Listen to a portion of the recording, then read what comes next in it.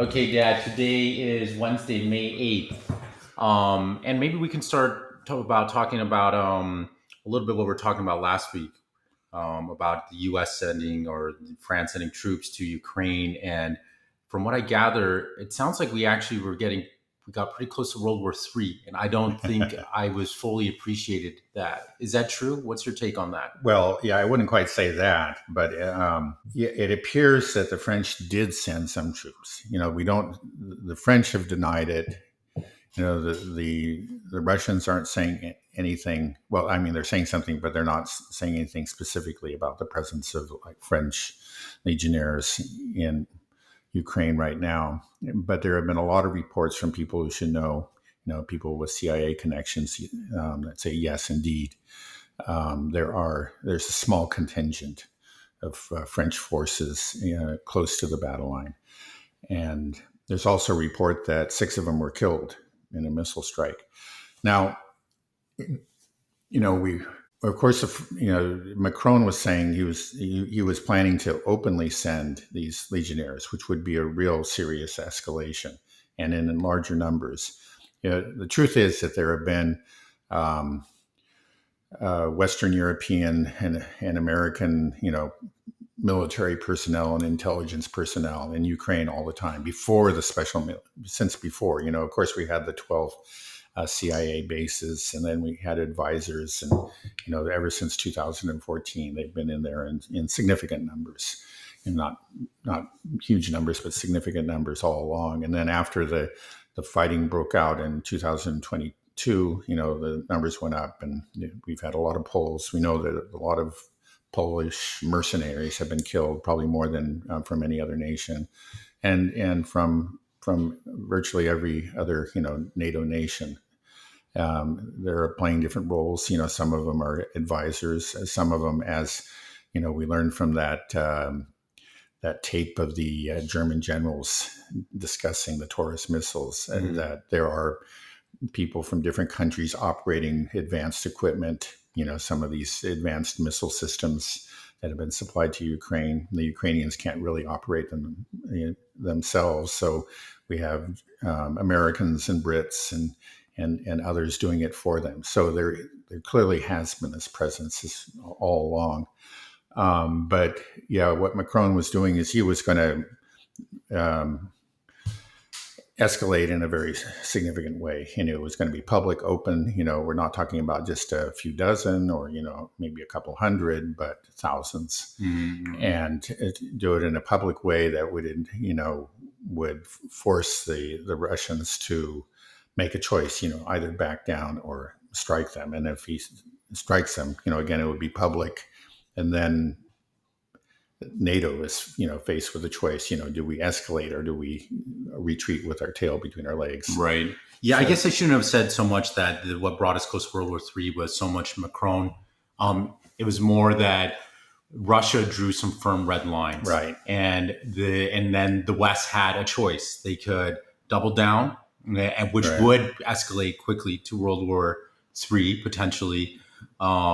Or they would back down, So it looks like they're backing down, but it appears to be true, yeah. Right, but maybe you can talk a little bit about the red lines that Russia drew and how close we came to it.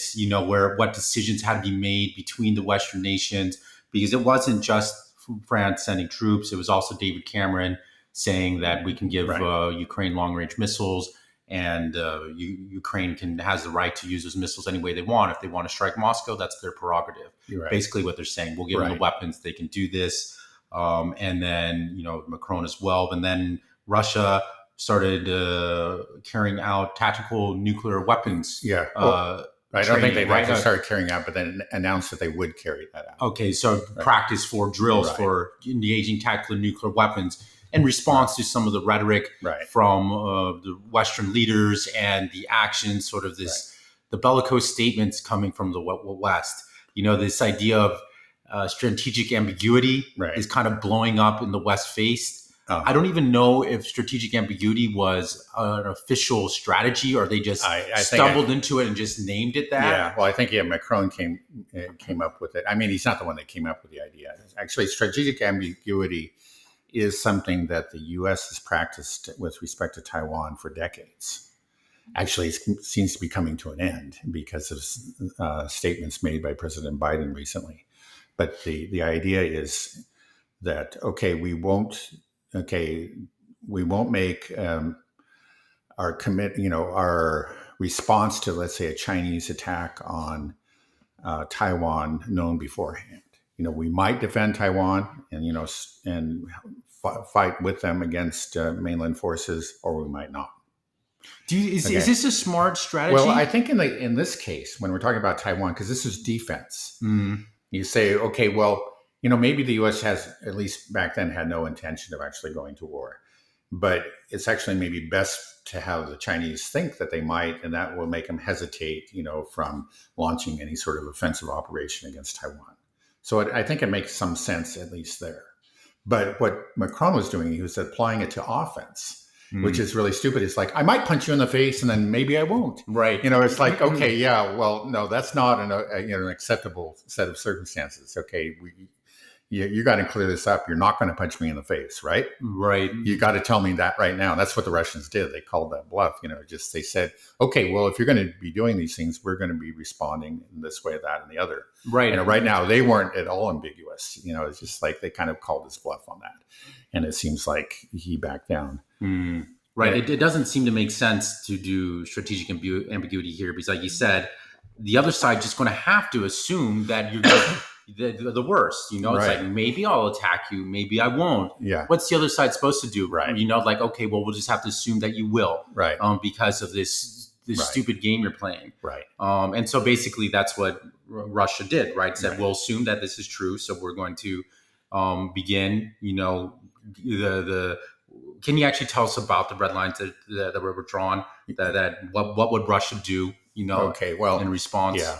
Well, first of all, I just add real quickly before I do that is that we had the statement from the Foreign Minister David Cameron and the statements from Macron, but there was also those articles that appeared in the Asian Times that I mentioned, and they're by Stephen Bryan. I mentioned that he was some kind of had held a high level position in the Pentagon. He was actually, I went and checked on it. He was actually Deputy Undersecretary of Defense. And that was just one of many high level positions that he had. He was like head of staff for the Foreign Relations Committee in the Senate, in the U.S. Senate, for example. I mean, this is a guy who's been close to the pinnacles of power, like over a long career. So the fact that he came out with those two articles that I talked about, that talked about U.S. intent and French intent, to send troops to Ukraine. That was very meaningful. It wasn't just anybody. It was basically I think the Russians took that quite seriously. It wasn't just another rumor out there in the rumor mill. This was something that was probably coming from the U.S. government. Probably a trial balloon. Just like, or maybe this is what's happening. This is what will happen. Let's see how the Russians respond. And the Russians responded very firmly. So by, first of all, they addressing David Cameron, in his statements, they said that if British weapons are used against Russian territory, we will hold, Britain responsible and will strike British assets within Ukraine or outside of Ukraine. Yeah, potentially within Britain itself. Yeah, well, they didn't say they wouldn't do that. I mean, they just left that open as a possibility. So, that was a very strong statement. And then also, with, I guess, the reference to the F-16s, they said that F-16s, these are dual-use weapons. That means that they can carry conventional arms, but they can also carry nuclear weapons. And so if any, F-16 that's used in combat takes off from an airbase outside of Ukraine, we're going to strike that airbase, or we're going to consider that a legitimate target if it flies from a Romanian or a Polish. So those are two, you could say, red lines that they firmly established there. And just with the fact of announcing, this tactical nuclear weapons exercise, they're also saying this, I think, was quite clearly in response to we'll say the accumulation of these reports, these statements, that look, we're serious. We're not backing down. If you're going to escalate, we're going to escalate. Mm. And so the West did back down, but do you think it's a temporary thing? Well, how is the West responding to this? Yeah. Well, actually, the French seem to have almost made a 180. Are they really? Okay, first of all, I think they went ahead and they made a statement. Okay, that France does not want, has no desire to overthrow, the Russian government. France regards Putin as a legitimate leader of Russia. They're sending somebody to his inauguration, right? You're right, and their ambassador, was attended the inauguration. In contrast to I think the British and the U.S. ambassadors actually left Russia during the inauguration. So there was obviously, conciliatory gestures from the French. Mm-hmm. So it seems quite clearly, and then they also said that, okay, we have not sent and we have no plans to send French troops. So that seems to clear case of backing off. The Macron's left was caused. That's the thing, though. The trust is also eroded there. The strategic ambiguity can also just mean you're dishonest. Yeah, you just say one thing and you say another. So yeah. Who knows what with Macron. But at least in the short term, it is, he clearly backed down. Right. And we'll see. It could all start up again at some point in the future. It's very hard to tell. He's a pretty flaky guy. So. Well, yeah. Okay. Well, where would you want to take the conversation? You want to dive into more into Ukraine, or is there's also stuff happening in the Middle East with Rafah? Or where would you want to take this next? Yeah, well, maybe before we go to Rafah and Gaza, I'll just dot some I's and cross some T's. Okay. We were talking about this, the different approaches to war. And the Russian approach to, their army, their entire, military industrial complex, the weapon systems that they produce are all geared towards wars of attrition. And on the Western side, they're not geared for wars of attrition. Wars of attrition are long wars, but are geared for short, decisive wars of maneuver. Now, recently, I just found this very interesting. It's just sort of an extension of this. We have seen Russia starting to make some, not large gains, but significant gains, on the battlefronts, and at an accelerating rate. So they are starting, whereas before the lines were very static, now they're starting to move. They are capturing territory. It seems like, at least in certain places, a couple kilometers a day, sometimes more. But there hasn't been a real change in strategy. It's really just a function of the line collapsing. Well, just the facts of the Ukrainians are growing weaker and the Russians are growing stronger. So they're still focusing on destroying, grinding down Ukrainian forces, personnel, and equipment. But to do that, they now have to take territory because the Ukrainians are simply retreating, or they're just not holding on to these villages very long. So they, you just got to move up to get close to them again, to pound them further. So it's not that they in fact have changed their approach, but it's just simply because they're the lines, they're falling back. That's all what it is. That's right. Right. It's just a reflection of the changed balance of power. So there's not, the Russians themselves are beginning to call this an offensive, but there really hasn't been any change, and like they haven't sent a huge number of troops to, for example, west of Avdiivka, where a lot of the movement is occurring. It's just that those lines are so weak that it's turning into an offensive, just, though they are continuing to maintain the same approach. Yeah. Well, like we said in the last episode, we were just talking about that. We are in the end game now here in Ukraine. So I think we're going to see a lot more developments much more quickly, especially, we mentioned also about the possibility of Zelensky being overthrown. Right. There's some rumors. Right. It seems like those rumors are becoming louder. Right. And there's got to be a lot of unrest in Ukraine. May 20th is supposed to be the last day in office for Zelensky before he suspended elections. There's talk about overthrowing them. we're getting close to a full-on rout on the front line. Like you said, the Russians are having to chase after them to keep up the war of attrition because it's collapsing. Yeah, So, and there's like another report of just disobedience. It's the 47th Mechanized Brigade. It's an elite brigade of the Ukrainian armed forces. And, they've always been sort of like the firefighting brigade sent to the crisis points on the front.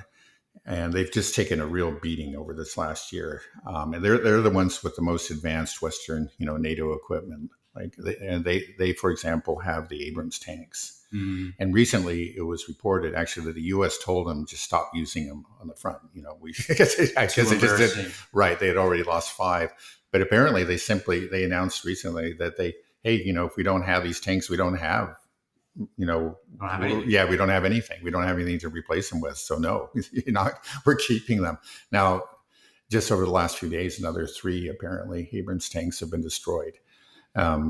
But yeah, they're just fighting with what they have. Mm-hmm. And again, and just increasingly just ignoring orders and.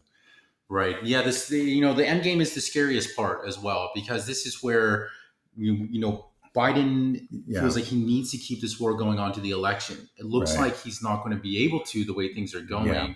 So what other options does he have? Yeah. And so the only options are, that's why I think they were testing these red lines. You called, what'd you say? They were sending a trial balloons, right? Seeing how the Russians would react. Because I think, the idea of sending actual troops is becoming part of the discourse amongst the elites. Maybe this is what we have to do. Right. Biden, it's existential for him now. Right. He feels like if he loses this war, he's going to lose the election. He just wants it to go on. And then after the election, maybe we'll go in and send full troops on the ground. I got 4 years to win this war. Uh-huh. Right now, he feels like he has 6 months. And it looks like it might end in the next month. So how concerned are you about some type of escalation from the collective West or the United States as we start to see a full-on rout and collapse of the Kiev regime? Yeah, well, that is that'll be the moment of truth. It's just when they, already the lines are beginning to collapse. We do see this, an accelerating trend in favor of the Russians. But what happens when, let's say, the Russian forces start marching on Kiev or approaching Odessa or across the Dnieper or something like that, mm-hmm. Where it becomes real dramatic and just impossible to cover up or ignore. That's a moment of truth. I think that they will not take that move of sending, their own troops to fight. It's just because it is so unpopular, and probably they are also starting to develop a grudging respect of Russian military might. That's one of the problems with just this sort of just constant disparagement of Russian capabilities in the early months of the war. It was just part of this notion that, Russia is just Nigeria with snow. Russia is a gas station masquerading as a country. It's just constant. You still hear a lot of it. But I think they have seen, their plans to destroy Russia, to bring out its collapse. It has failed, obviously. That Russia has proved itself to be much stronger than they thought. And I think that probably, a lot of the bellicose rhetoric and plans and so forth was based on this assumption of Russian weakness. Mm-hmm. Just like, well, what do we have to fear? It's just, but now they do have something to fear. That's the thing. That's the big change. And just like in the old Soviet days, there was certainly very little friendly feeling towards the Soviet Union, during the years of the Cold War, but they knew they had to make peace. They had to respect them. If they didn't love them, they feared them. And maybe, we're starting to see that happen here. Mm. I think we're starting, we got a ways to go. There's still a lot of these Western leaders are still so kind of lost and don't want to give up the notion of Western supremacy. It's a hard illusion to let go of, but they may just be forced to do that. So what do you think will be the next step for them? Do you think they're going to try to oust Zelensky and put somebody else in power? Yeah, well, I mean, I guess I'm sure there are all kinds of plotting going along both within Kiev and Western capitals. I And mean, this is what happens on a sinking ship. well, It's just it's basically the clear solution to this is to start talking to Putin and to negotiate a peace settlement. But it doesn't seem like they're capable. So if we put in if there is going to be a regime change, do you think it's going to come from the United States, the collective West, will force this regime change on Ukraine? Yeah, well, they might. I mean, we saw that happen, for example, in Vietnam, right? There was the U.S. sponsored a coup there. They had found one leader found it to be inconvenient, and they just chose another. And they could do the same in this case. I mean, they certainly haven't shown any reluctance to do it in a myriad of cases, over the course of the last several decades.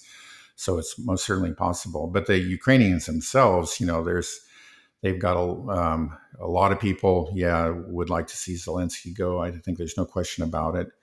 And there's still a lot of Zelensky supporters. There's a lot of hatred of Syrskyi. And his stock has to be falling because, as we pointed out earlier, pretty much since the time that he took over, things have been unraveling at an increasing rate. Right. And so his position can't be secure. Again, Zelensky's disbanded one of these far right brigades, but there's still a real force to be reckoned with in Ukraine. There's an explosive kind of mixture of forces. Yeah, I think this year, not this year, I think this month, we're going to see something very interesting happen within the Kiev government. I wouldn't be surprised on May 21st, here in the next couple of weeks, that there's going to be a real power struggle, that maybe the U.S. is trying to put in someone like Poroshenko or Klitschko. The Kiev mayor. Right, and get rid of Zelensky. Obviously, Zelensky's not going to go without a fight. Right. So it'll be kind of interesting to see how that happens. I'm also wondering, how aware are the Ukrainians of the U.S. involvement in their own government?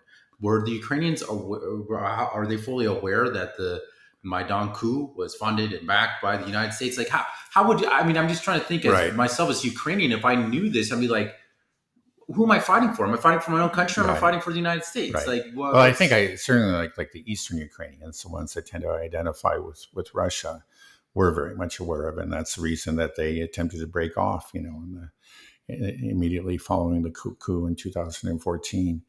The Western Ukrainians, they had to know that there was a great deal of American involvement. Again, some of those. The first minute, well, that's the thing, right? I mean, like the finance minister, other top-level government officials, many of them, were American citizens. I mean, it wasn't really hidden. Were they Ukrainian Americans or just straight up Americans, like Bill from Ohio? I'll have to I'll have to check on that. Exactly who they were. That'll be interesting to find out. But anyway, they were U.S. There were some U.S. citizens, right there from the start. So it was like the American hand was not really hidden. But I think, just as you were saying, in the West, they thought maybe this is great. We've got the Americans on our side. They didn't mind the idea of having, they probably thought maybe now we'll have a less corrupt government too. I was about to say, they're known for notoriously corrupt. Right. And I think that their hopes were dashed. So it may, there is certainly it's hard to know what's going on in the mind of I don't really understand those Western Ukrainians very well myself. I don't know what they must be thinking. But in general, I think there's across Ukraine, there's a great deal of dissatisfaction with the current regime and its policies, especially the conscription policies. So we'll see what happens then. Basically, it's coming towards the end. We'll see what can the West do to keep it going. Do you think they're going to do everything they can to keep it going? Do you think there's any chance of actual talks with Putin that we can negotiate? Is that it just doesn't seem to be on the table now. I mean, the thing is that they've gone, invested so much in demonizing him. It's hard to to now say, okay, well, now we got to talk about the devil, Right. That's so it may never happen. It may be that, Russia just kind of marches as far as it chooses to march it and then stops there. And do you think it would end up having to, I mean, would it end up going all the way to Kiev, all the way past Kiev to Lviv? Yeah, would well, it take all of Ukraine? I mean, this is difficult to say. I mean, I think obviously the Russians would prefer to stay in those territories that are friendly or relatively friendly to them, which is the south and the east, and really do not want to go. I think when you're talking about central Ukraine, actually, it may be overall it's anti-Russian, but it's not intensely anti-Russian the way that Western Ukraine is. So you would think they would be very reluctant to go into Western Ukraine, and reluctant to go into central Ukraine as well. But because of the potential for an insurgency. But on the other hand, there's this problem, and that is that you have idiots, in the EU, and was it Stoltenberg? I think is one person who's done this, made a statement from NATO, has declared several times that when the fighting's over, Ukraine will become a part of NATO, which is practically an invitation for the Russians just to keep on fighting forever. So why, it's just an idiotic statement to make, but he's made it more than once. If the Russians believe that the moment we stop, then Ukraine goes into NATO, then why would they stop? Right. So they may have this incentive to just keep on pushing. I guess maybe at some point they might not want to take any more territory, but just keep on, blowing up plants and. Well, if Stoltenberg says that and he's serious about it, then wouldn't that, make an incentive for Ukraine to say, okay, let's start talking peace now. Let's draw the line. Yeah. But why isn't that happening? I mean, the problem is that, that Russia has no incentive if he's making the statement. Okay, Russia wants it. Obviously, right. Yeah. Okay. So we'll just have, we might just have this, but then at the same time, like if you leave Western Ukraine, you can't just have, Russia just can't have basically a remnants of Ukraine that were the EU and the US are funneling weapons and money into to basically carry out, attacks against Russia. Right. Right. Of course, it becomes more difficult for them to carry out attacks when they're farther west. But they can fire on the new Russian territories. Yeah, what happens to that middle zone? Does it become a neutral buffer zone? Or yeah, do they take right. We're getting too much in the realm of speculation. Maybe. Right. I mean, it would be messy. I mean, it could be bloody, a festering sore for years and decades to come. There's definitely a potential for that. But maybe we should shift to Gaza and Rafah. So what's happening now in Rafah?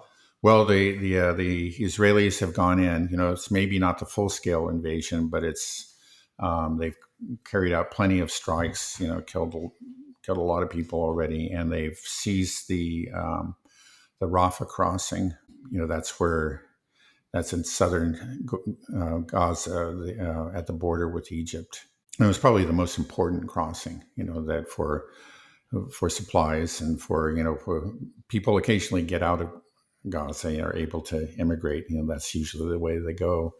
But that's been taken over by the Israelis. And I think they haven't just taken the crossing, but they've essentially, taken control over a belt of territory just north of that Gaza Egyptian border. Okay, so what's next? Are we seeing? We were saying some invasions. What's happening to the IDF? What's happening to the civilian population in Gaza? Yeah, again, it's bad. Well, first of all, because the crossings shut down, there are even fewer.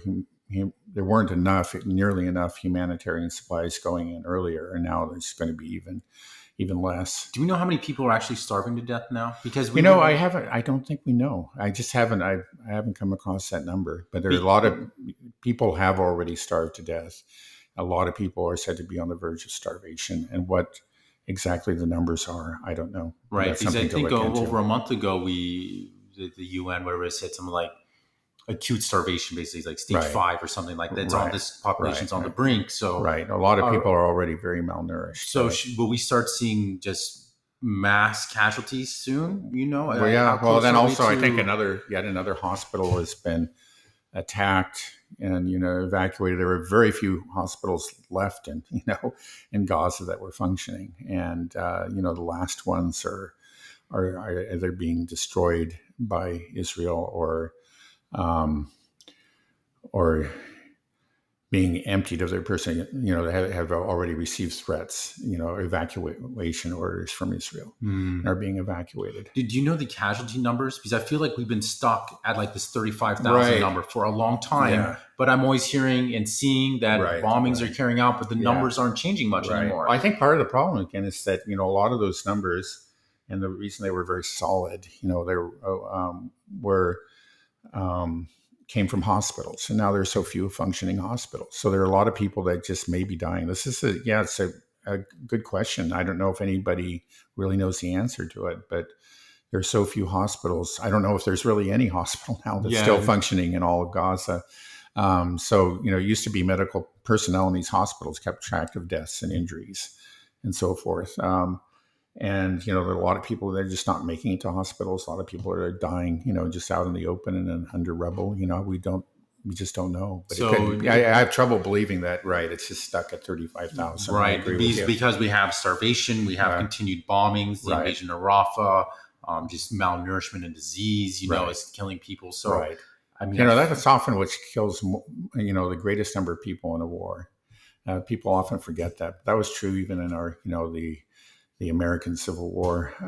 It was true in Iraq that in the end, something like 1 million Iraqis died, but ones that were actually killed, directly by, U.S. fire was much less than that. It may have been, well under 100,000 or approximately 100,000, something like, which is, still a huge number. But it's just so many people die because they don't have access to health services or to clean water and, so on and so forth. That's the reason for the excess deaths. And I'm sure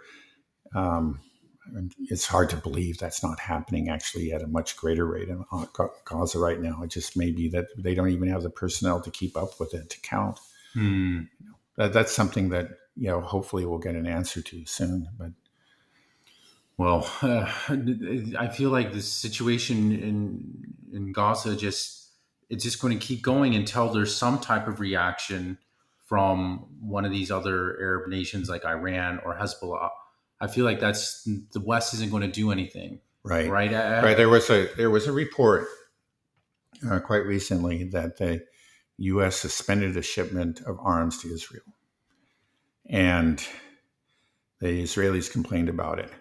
I'm just so cynical, because of the administration, the Biden administration's behavior over the course of this, this horrible Gaza campaign, that I find it very hard to believe that they seriously just suspended a shipment because they were finally saying no to the Israelis. They were trying to stop the operation. Do you think that they may have just made a public statement about that and then did some other type of shipment? Right. Are they right? Or there was some report. I guess I'll have to just put it down as a rumor because I never saw it confirmed anywhere else. I think I just saw it on X that it was actually because the U.S. couldn't, meet their stated objective of sending. They didn't have that many weapons in their stockpiles or hadn't been able to produce them on schedule or whatever. So it was just, again, what we're talking about, maybe constraints on their own ability to supply these weapons.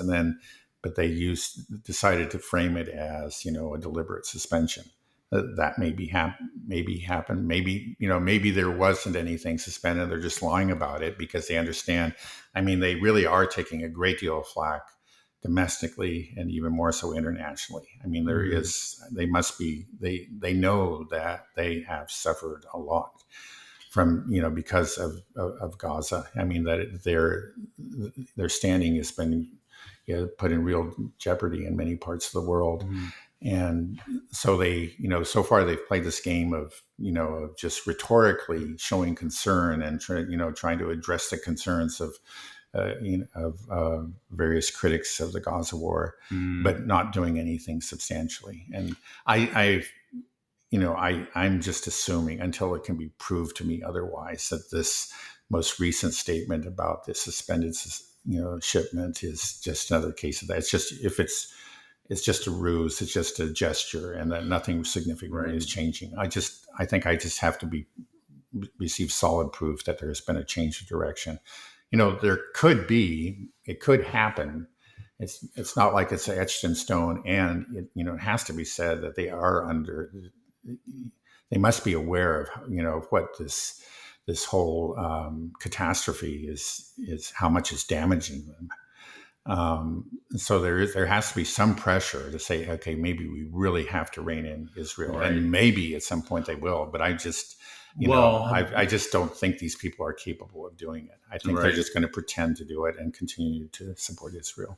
Yeah, I agree. I think that it's a ruse as well, and I think the reason why it has to be a ruse is that if it was an actual sort of ultimatum to Netanyahu says that, we don't like what you're doing, it's a humanitarian disaster, Netanyahu would have been up in arms. We've been hearing it all over, blasting over Fox News, how, Biden's stab in the back, anti-Semite and all this stuff. Sure. That's so true. The fact that there's not a lot of noise coming out of Israel or Benjamin Netanyahu, it kind of makes it kind of suggests that, like, hey, we're going to say this. Okay, don't worry about it. You're going to keep on getting your guns and bombs. Don't worry. I mean, look, there were protests on college campuses, and Benjamin Netanyahu has to come out and say, U.S., you got to crack down on this just from that.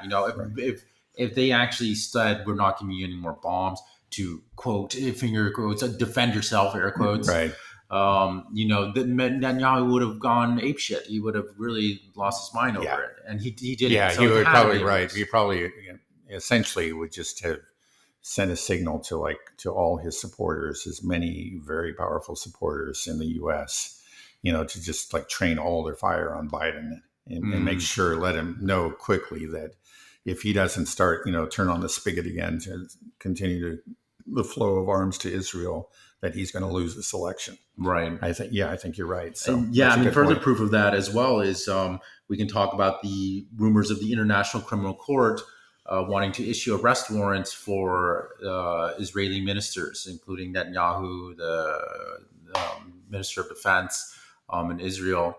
And when that came out, Netanyahu came out and said, this is outrageous. You have to hear it to believe it. They're trying to, the criminal court was supposed to protect, the Jews from the Holocaust and all this stuff. And now look what they're doing to us.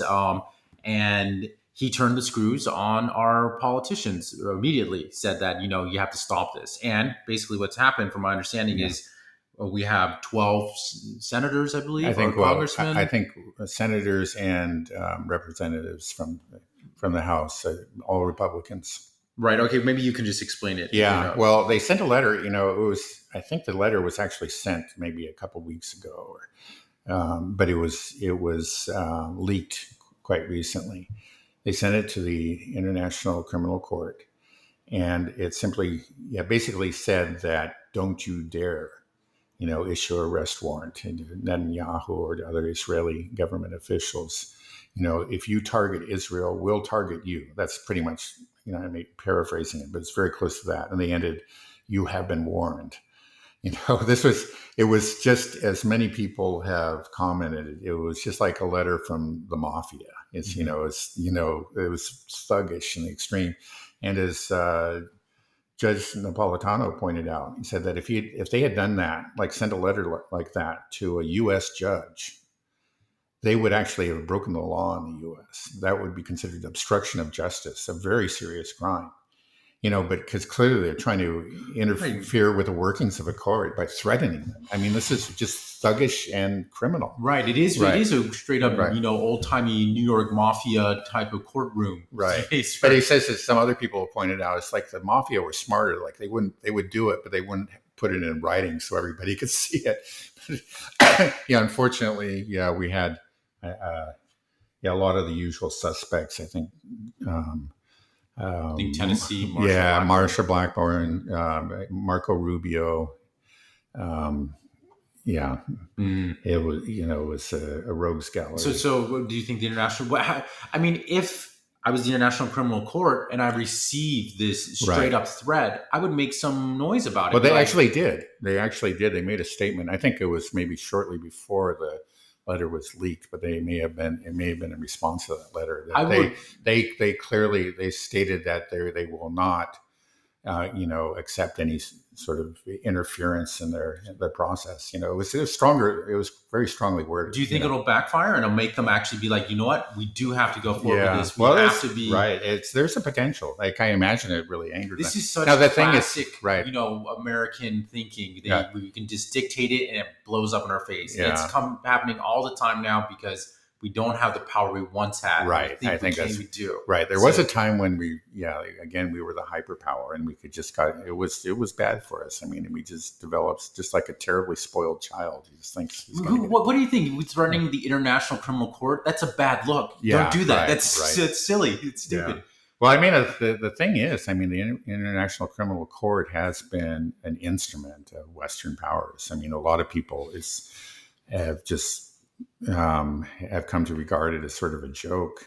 So if they actually do go ahead and issue this warrants, that would be a real change. I mean, it would be quite it would show how things have shifted. It was firmly under the control of the U.S. and the Western establishment, but maybe it's slipping from their control. It's just, again, that there are these forces that have been unleashed, or that just the horror of Gaza is such that even the most kind of reliable lackeys are just starting to stop and wonder. They realize that they must be feeling pressure from the other side. It's just like, if you go ahead and if you fail to issue this warrant after issuing that ridiculous warrant against Putin, then already much of the world considers you a joke. Now the whole world's going to consider you a joke, right? And I think maybe to salvage their reputation, or maybe there really is an awakening of conscience on part of them. I mean, they've just been horrified by the whole experience. And then they, again, it's just like the letter from the 12 senators has just made the American manipulation just so blatant that, it becomes actually, if they go along with it, it's just everyone will see them they respond to the threat by caving in. Everybody will see them for what they are. Right. Who controls the court? Right. I mean, it was kind of already known by people in the know, but now everyone will see. Right. I mean, the whole purpose of a court is that it's supposed to be an arbiter of justice. It needs to be impartial. Right. And then you have it juxtaposed against, what's happening with the ICC arrest warrant with Putin, and then the refusal to issue one with Netanyahu. Yeah. Maybe you can kind of just dive into, explain to the audience about the international arrest case warrant with Putin, and then talk a bit about the case building up against Netanyahu, just to do a quick recap. Well, I'll just have to give a real rough sketch of it because it's been a while since I looked at it. But he was Putin, and I think it was the head of an agency in Russia, a woman, were named in this, were indicted by the International Criminal Court for the abduction of children. Now, what they're referring to is the children that were in the war zone in eastern Ukraine or the Donbass, basically. And the Russians said, well, we're just getting them out of harm's way. What do you think about in World War II that, children were moved to into the countryside to protect them from bombing by the Luftwaffe. And, places like Donetsk and so on were being heavily shelled. They moved them out of the way. I guess in some cases, was it the parents children that were moving, or they're moving just in general, actually, right, evacuation? Right. They were. No, I guess the thing, the issue is in some cases, the parents, they didn't get the permission of the parents. But now, since then, I mean, this was wartime, and a time of chaos considered to be an emergency situation.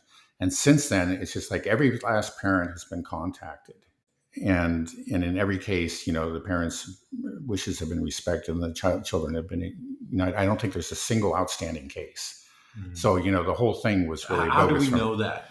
Again, I've heard the same thing, but I'm just saying, everybody's going to say, well, you can't believe anything Putin says. Right. So how do we know?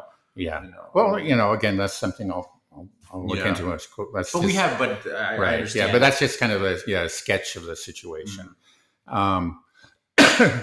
Again, we're not talking about the death of any person. It's really just like a procedural question. The whole thing, again, just seemed to me to be absurd from the start. And it clearly was motivated. What do you think? What would Putin's motives be? Was he going to grab these children and keep them in a basement somewhere? And what was going on? It's obviously just to protect them.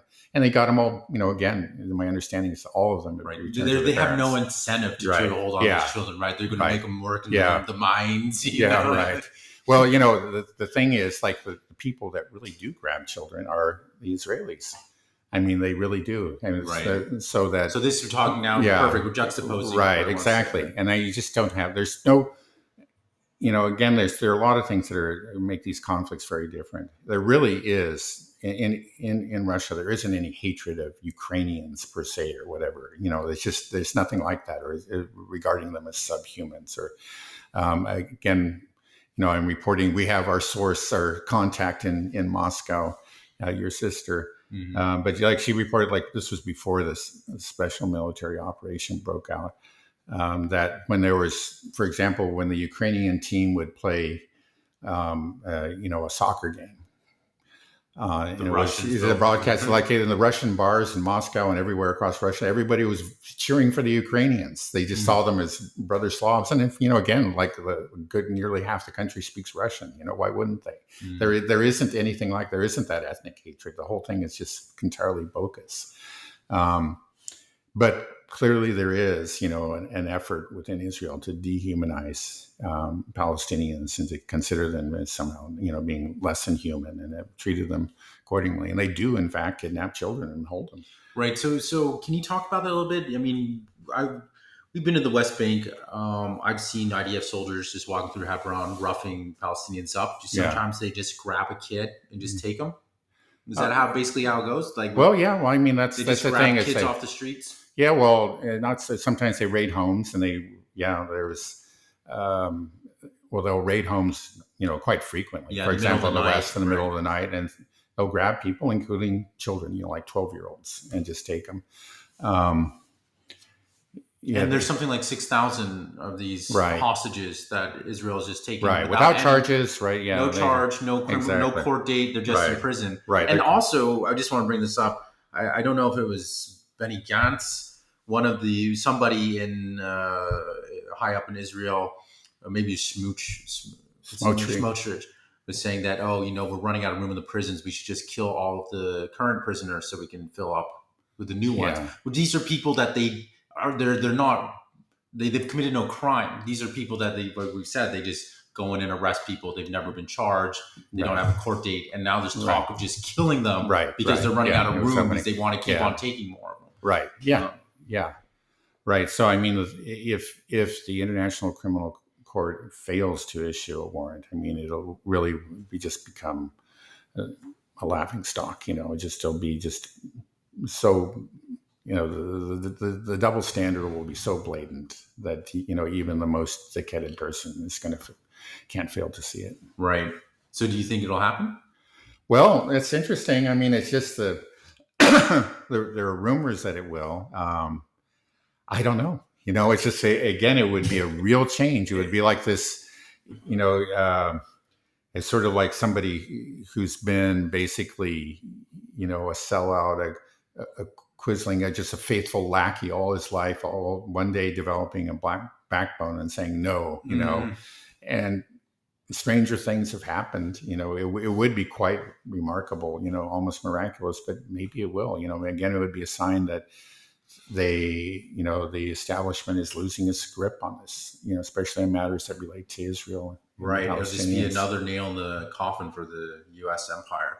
But it would just be a huge blow to Israel. They would just be even more of a pariah than they are now. They're going to be completely isolated.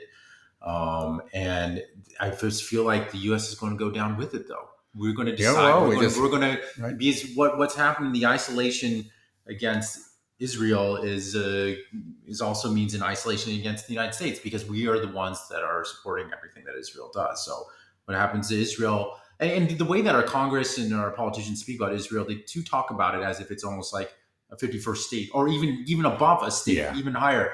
Like that language that they use. They said an attack against Israel is an attack on the United States. Right. Like what? Yeah. No, it's not. It's like, right. Why? Yeah, it doesn't make any sense. Right. Yeah. What was it that like Nancy Pelosi said that like even like if the Capitol building and whatever was burned to the ground, well, we still have one thing left, and that's our sacred relationship to Israel. Again, I'm paraphrasing, but that was basically what she said. I mean, this is, there's. It's because they're all bought and paid for by the Israeli lobby, right? Yeah. I mean, that's money talks. Well, a lot of it, this comes down. We just have to fix the money. Well, that's obviously a huge part of it. What I heard, I think recently, the like AIPAC is spending $100 million just on Republican primaries, and they spend an equal amount, I think, on the Democrats. So it's so that's obviously a huge part of it.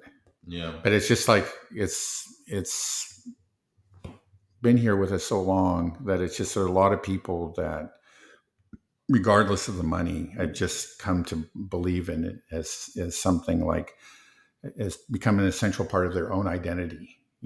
Whether as Christians or Jews or neither, they just somehow they think that that's part of who I am. I stand with Israel. I mean, it's just been this kind of steady. It's the effects of propaganda and Holocaust education and all this over the years. It's stronger here in the U.S. than I think in any other Western country. Yeah. Well, I just feel like I'm just watching the slow march to our death, this empire, I mean, the situation in Ukraine and the situation in Gaza. I feel like the writing's on the wall and we see it. We keep on talking about it, but I'm just waiting for it. Yeah, well, where's it? Well, yeah, where it's kind of, right. Where it's in the process. It's not some far off thing. It's happening. That's why we're here. It really is happening. I mean, these are remarkable times that we live in. Before it happens, like what does it mean when it happens? That's a scary the big thing. Question. Like, what does this all mean? It's hard to say. I mean, it's all going to have. It's having a big impact on us, and like when these conflicts culminate, the impact will be all the greater. It's really hard to predict exactly what it will be.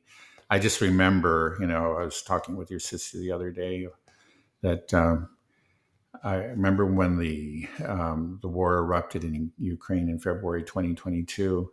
I was quite upset about it. I mean, I had trouble sleeping for a few nights, and I just was on edge for days and weeks afterwards. And the thing is, like, there are very few conflicts, or really, they just never. I've never had that experience with another conflict, that's taken place over the last few decades. There's the Iraq War and so on and so forth, but those just seem like something on TV. I never worried that would come back and bite me somehow. But when the war broke out in Ukraine, I thought, oh my goodness, this is something that's potentially so big that I'm going to feel the effects of it. There is going to be, this is something that's going to affect the whole world. It's going to, in one way or another. Now, we don't know exactly how it's going to play out, but I think that's absolutely true. These are wars that are not, that can't really be contained, the way that, like some of these wars in the past, the first the first Gulf War or the Iraq War, we paid a cost for these trillions of dollars. It had an effect on our economy, but we had a big enough economy that didn't really feel it. Yes, some people died, but it wasn't enough to have a real impact on the vast majority of us. It was just something that happened on TV, and then we went on to the next and say, "Oh, that was stupid," or whatever. But then we just went on. But this is something that the U.S. is just not going to be able to walk away from. I mean, the U.S. may be forced to just accept defeat, but just the fact of accepting defeat is going to change the U.S. It's just no longer the U.S. that we knew. It's going to have real repercussions at home and abroad. Right. I mean, we're talking about the end game in Ukraine, but really this all comes down to it's the end game for the U.S. empire. And that's the scariest end game of all. Right. How do we do we go down gracefully, or do we just go down, flailing and just launching all the nukes? Right. Yeah, that's the worst possible outcome. But and then it'll unleash a lot of forces, and There's also, I mean, the fact that we have the U.S. dollar as this complete fiat system. We haven't had that before historically, right? We haven't seen anything like this, right? Where there was a world reserve currency that was completely fiat, that's not backed by anything.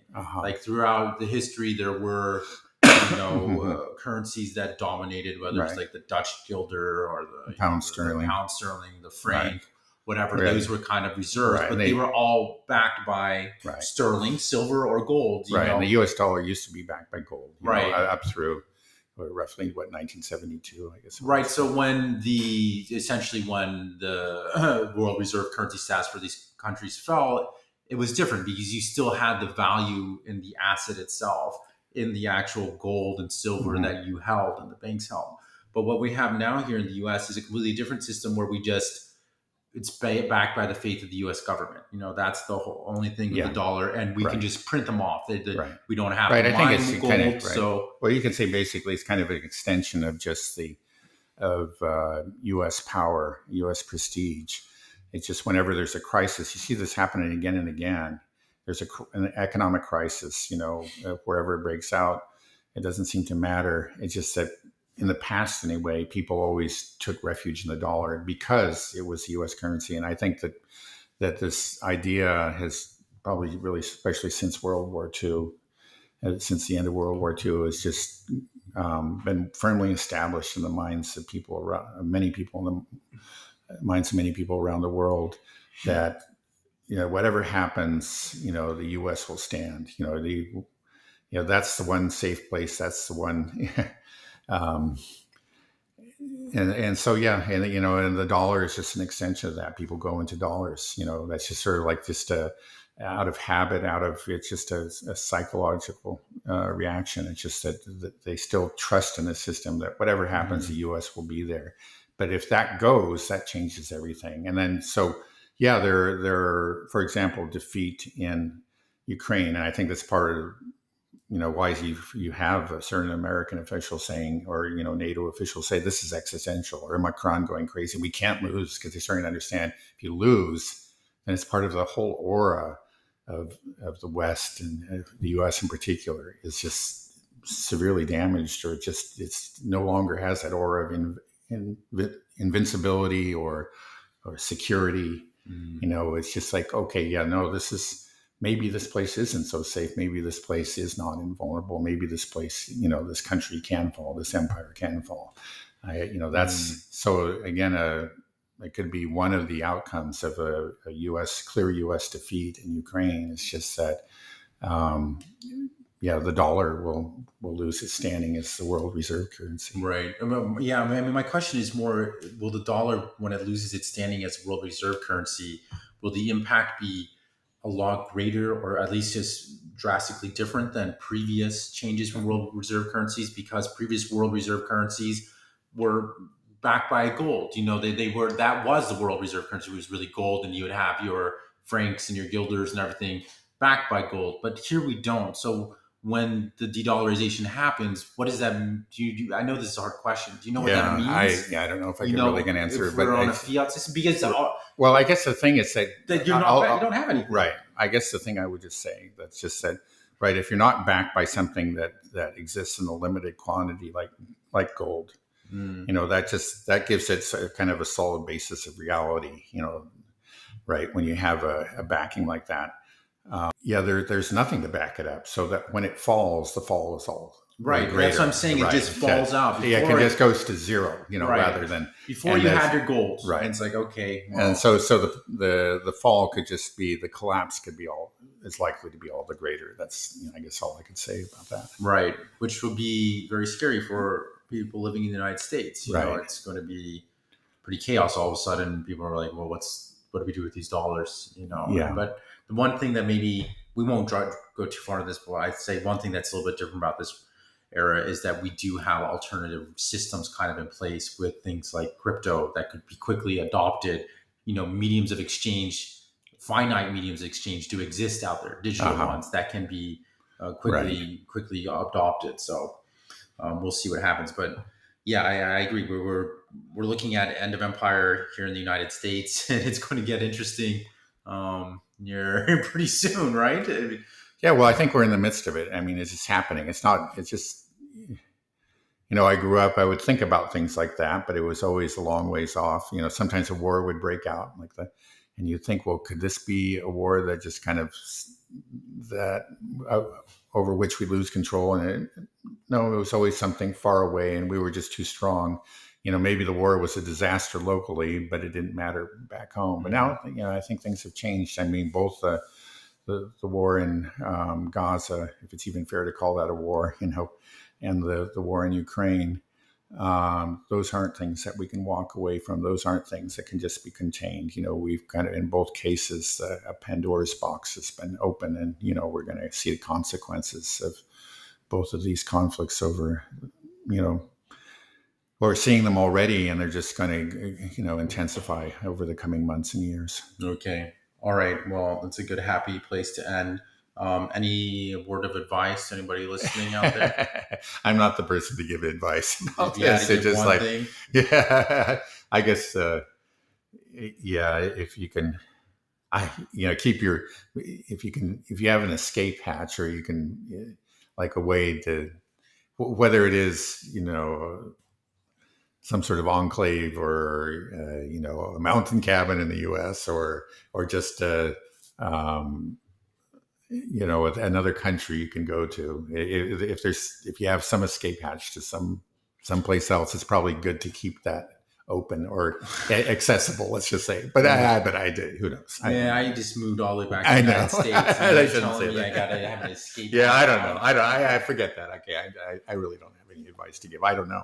When it comes, it's just, who knows what shape, what form the chaos will take, when it does come to us. And, there's always a way to survive somewhere or another. You're just going to have to figure it out locally. I don't really have an answer to that. Yeah. I was thinking, a good company that I could start, something in the business that would do well, would be getting into doomsday bunkers. Because I feel like